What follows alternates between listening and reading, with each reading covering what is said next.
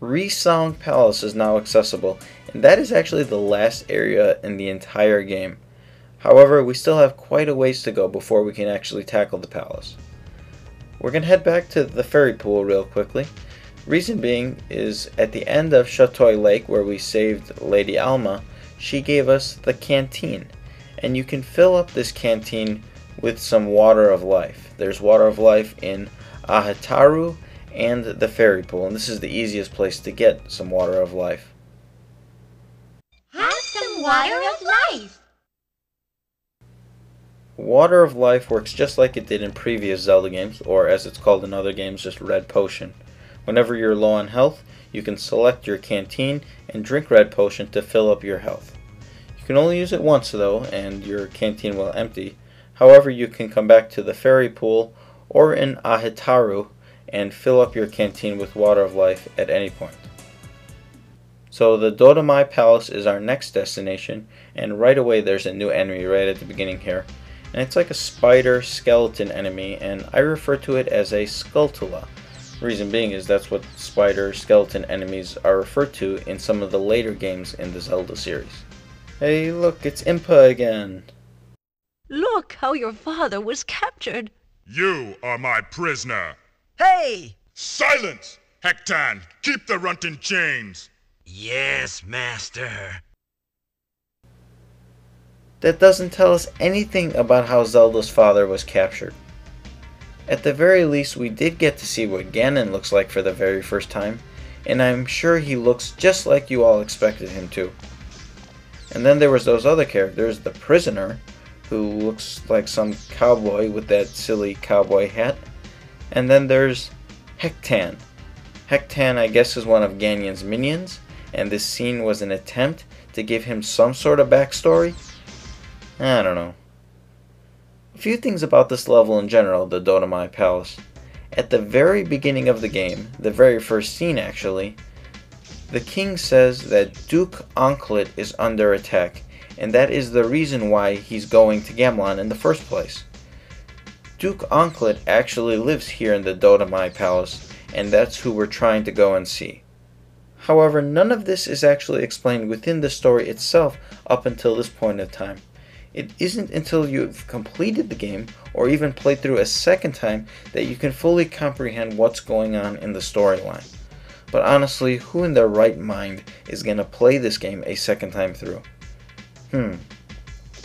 Anyway, I just defeated 2 Dark Nuts by tossing a bomb at them.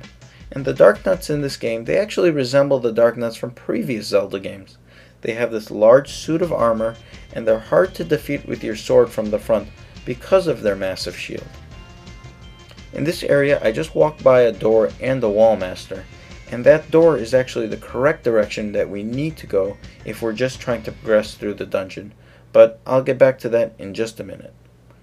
There are these wall masters, and they're sort of different from the wall masters that we saw earlier in the game in Taikogi Tower, but they serve a similar purpose. Basically, whenever you walk by them, they'll try to hit you, and it could be quite damaging, causing a half a heart of damage each time. You could use the magic cloak to walk right by them, since it'll turn Zelda invisible for a short period of time, but it is quite costly, especially since there are so many of these wall masters in this area. This area that I'm in, it's completely optional actually. If you recall just moments ago, I walked right by a door that I said is the correct way you need to go. That correct way leads you to the dungeon boss, Hectan, who we met earlier. However, if you go this area, at the very end of this area, you'll find a door that leads to another scene with Impa, and Impa gives you advice, and it's a cutscene with Hectan in it. If you've already gone the other way and defeated Hectan, then you would never get to see this cutscene. So that's the only reason I'm going this way, just to show you the cutscene. So head inside and speak to Impa. Hectan is dangerous. Ready? Am I here? Or here? Or here? Next. Good old Hectan sure does seem dangerous, doesn't he? So I came all this way just to show you guys that one cutscene, so I sure hope it was worth it. although I'm kinda thinking it wasn't. Anyway, backtrack through this room and you got a couple options. You could use the rope here and then the magic cape to jump over this gap, and this will save you some rubies. Alternatively, you can just use the magic cloak and walk right past the wall masters, or you can just power right through and just take the damage from the wall masters. Either way, you're either going to have to use a lot of rubies or you're going to have to take damage, and both those options suck. This room sucks. This game sucks. But, you know, that's what you're dealt with over here. Anyway, choose your poison and leave this room through the door as I just did. Back in this room, there are multiple Dark Nuts as well as a tin suit. The Dark Nuts do wield these large shields, as I said earlier, and whenever they hold them out in front of their body, you won't be able to harm them. However, they continuously move back and forth, and whenever their shield is behind them, you can strike them with your sword or with a sword beam. Alternatively, you can just jump and hit them in the head, and that gets the job done. There are these two locked doors right here, and we'll get back here later on.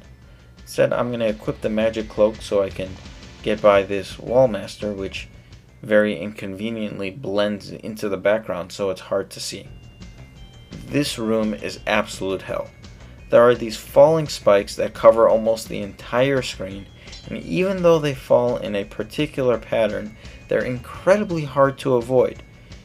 Even worse, you have to make precision jumps, as you can see right here, and the jumps while the spikes are falling, this is extremely tedious, and as you can see, I've already failed several times. This room may very well be the death of you several times over. One key advice I can give is use your canteen.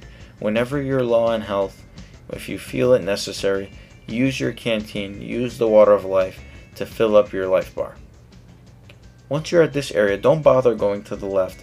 Just use a rope to bring yourself up to the top portion of this room and then carefully go through the door without getting hit by the spikes.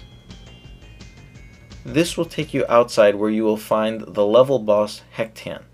I suggest using the magic cloak here because Hectan tosses fireballs at you that will take a number of hearts of damage. So use the magic cloak, jump up to the very top here, and walk over to the edge of the stone before it cracks. Wait right here and you can block the fireballs and deliver one strike with your sword to defeat Hectan. You've killed me! Good. Once our pathetic friend has been defeated, you'll get another heart container. Our health is now at the maximum 6 heart containers that you'll get in the game. Enter the tower here, and there's the cowboy prisoner, so head over and talk to him. Duke Onkled betrayed the king! I know. Strike the head of the portrait to enter Onkled's chamber. Thanks. Duke Onkled betrayed the king? What? And Princess Zelda knows about this somehow? How the heck does she know about it? I mean, aren't we, as the gamer, supposed to be playing the game through the eyes of Princess Zelda? Meaning whatever we find out as the gamer is exactly what our character Zelda is finding out? Well, apparently not, because Princess Zelda knows that Duke Onkled betrayed the king. What do we even know about Duke Onkled? We've heard his name once throughout the entire quest, and that was at the very beginning of the game in the opening cutscene, where the king says that Duke Onkled is under attack, and that is why the king is coming to Gamelon. But we don't see Duke Onkled, we haven't seen him yet, we haven't even heard anything about him. Are we supposed to assume that because the king didn't come back, that Duke Onkled betrayed the king? I don't know about you guys, but I assumed that whoever attacked Duke Onkled is also the person that attacked the king and Link. I mean, it doesn't really give us any context of what we should assume happened, yet somehow Princess Zelda knows.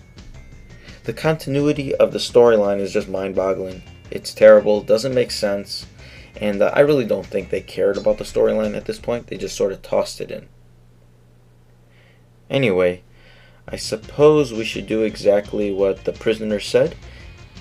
The prisoner said to strike the portrait to enter Duke Onkled's chamber. So we use the key on the locked door, and I find it funny that there's two doors leading to the same room. Kind of strange. But strike the portrait and a key just appears, and then enter, I guess, Onkled's chamber. So inside Onkled's chamber, walk over and speak to Duke Onkled.